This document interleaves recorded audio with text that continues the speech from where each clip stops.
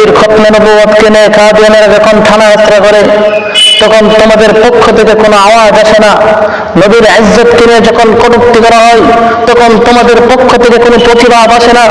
নবীর আদর্শকে নিয়ে যখন কটূক্তি করা হয় তখন তোমাদের পক্ষ থেকে কোনো প্রতিবাদ আসে না। নবীর আকৃতিকে নিয়ে যখন ব্যঙ্গ করা হয় তখন তোমাদের পক্ষ থেকে কোনো প্রতিবাদ আসে না। তোমরা খানকায় বসে থাকো। আর 12 রবিউল আউয়াল আসলেই নিজেকে আশিক রাসূল হিসেবে প্রমাণ করার জন্য ঢোল বাজনা আর বিরানি নিয়ে রাস্তায় নেমে যাও। এসব ভণ্ডামি ছাড়ো, এসব তোমাদের মন গড়া ভণ্ডামি ছাড়া আর কিছুই নাই। মিলাদুন নবী মানে হলো নবীর জন্ম। নবীর জন্মে সারা পৃথিবীর মানুষ সবাই খুশি। নবীর জন্মে আপনারা খুশি না বেজার? বুঝে শুনে উচ্চ আওয়াজে বলেন, নবীর জন্মে আপনারা খুশি না বেজার? নবীর জন্মে আমরা খুশি, কারণ নবীর জন্ম না হলে আমরা মুসলমান হতে পারতাম না। নবীর জন্ম না হলে তিনি নবী হতে পারতেন না, আর আমরাও তার উম্মত হতে পারতাম না। নবীর জন্ম না হলে পৃথিবীর সর্বশ্রেষ্ঠ কিতাব কোরআনও নাযিল হতো না। কথা বলেন ঠিক কিনা? এজন্য নবীর জন্মে আমরা খুশি, এবং নবীর জন্মের খুশিও আমরা প্রকাশ করতে চাই। নবী জন্মের খুশি আমরা কিভাবে প্রকাশ করব? আমরা ওইভাবে প্রকাশ করব যেভাবে সাহাবায়ে কেরাম প্রকাশ করেছেন। নবী জন্মের খুশি আমরা ওইভাবে প্রকাশ করব যেভাবে নবী নিজে খুশি প্রকাশ করেছেন। এজন্য আপনি যদি প্রকৃত আশিক রাসূল হতে চান তাহলে এই ধরনের বেদাতি এবং ভণ্ডামি ছেড়ে ওইভাবে নবীর জন্মের খুশি প্রকাশ করেন যেভাবে নবী নিজে খুশি প্রকাশ করেছেন। কথা বলেন ঠিক কিনা?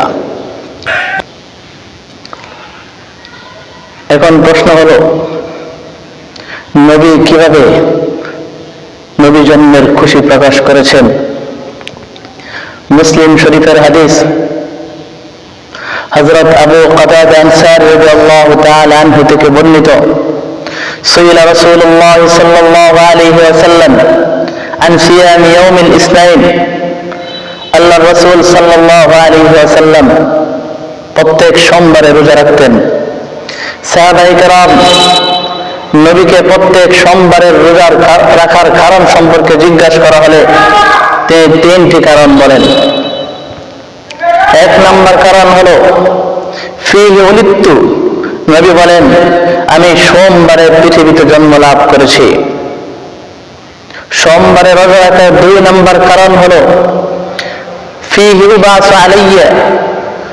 সোমবারে সর্বপ্রথম আমার উপর ওহী নাযিল করা হয়। 3 নম্বর কারণ হলো প্রতি সোমবার এবং বৃহস্পতিবার বান্দার আমল নামা আল্লাহর কাছে পেশ করা হয়। নবী বলেন, আমি চাই আমার আমল নামাকে ওইভাবে প্রকাশ করা হোক যে আমি একজন রোজাদার। উক্ত হাদিস দ্বারা আমরা বুঝতে পারলাম নবী সোমবারে রোজা রাখার 3টি কারণ। 1 নম্বর কারণ হলো নবী জন্মের খুশি লাভ করা। 2 নম্বর কারণ হলো সর্বপ্রথম সোমবারে নবীর উপর ওহী নাযিল করা হয়। 3 নম্বর কারণ হলো বান্দার আমল নামা সোমবার এবং বৃহস্পতিবার আল্লাহ তাআলার কাছে পৌঁছানো হয়। তার হাদিস থেকে আমরা বুঝলাম নবী জন্মের খুশি কিভাবে প্রকাশ করেছেন। নবী জন্মের খুশি প্রকাশ করেছেন রোজা রাখার মাধ্যমে। এখন আপনাদের কাছে প্রশ্ন হলো, নবী যদি প্রত্যেক সোমবারে রোজা রাখেন তাহলে 1 মাসে কয়টি সোমবার হয়?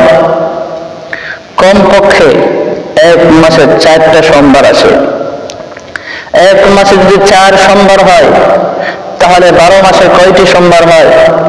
12 মাসে 4 12 48। তাহলে 1 বছরে মোট 48টি সোমবার আসে। অর্থাৎ নবী নিজের জন্মের খুশি প্রকাশ করার জন্য 1 বছরে মোট 48টি রোজা রাখতেন। আপনিও যদি নিজেকে প্রকৃত আশিক রাসূল বলে দাবি করেন, নিজেকে আশিক রাসূল বলে প্রকাশ করতে চান, তাহলে কিভাবে প্রকাশ করবেন? ওইভাবে প্রকাশ করুন যেভাবে সাহাবায়ে কেরাম আশিক রাসূল হিসেবে প্রকাশ করেছেন। সাহাবায়ে কেরাম কিভাবে আশিক রাসূল হিসেবে প্রকাশ করেছেন, ইত্তেবা সুন্নাতের মাধ্যমে, নবীর অনুসরণের মাধ্যমে। আর নিজের মধ্যে নবীর সুন্নতের কোনো অনুসরণ নেই, ইত্তেবা সুন্নতের কোনো অনুসরণ নেই। আর 12 রবিউল আউয়াল আসলেই নবীর প্রতি ভালোবাসা প্রকাশ করার জন্য রাস্তায় নেমে যান। নবীর খতমে নবুয়তকে নিয়ে কাদিয়ানীরা যখন থানা যাত্রা করে, তখন তোমাদের পক্ষ থেকে কোনো আওয়াজ আসে না। নবীর ইজ্জতকে নিয়ে যখন কটূক্তি করা হয়, তখন তোমাদের পক্ষ থেকে কোনো প্রতিবাদ আসে না। নবীর আদর্শকে নিয়ে যখন কটূক্তি করা হয়, তখন তোমাদের পক্ষ থেকে কোনো প্রতিবাদ আসে না। নবীর আকৃতিকে নিয়ে যখন ব্যঙ্গ করা হয়, তখন তোমাদের পক্ষ থেকে কোনো প্রতিবাদ আসে না। তোমরা খানকায় বসে থাকো।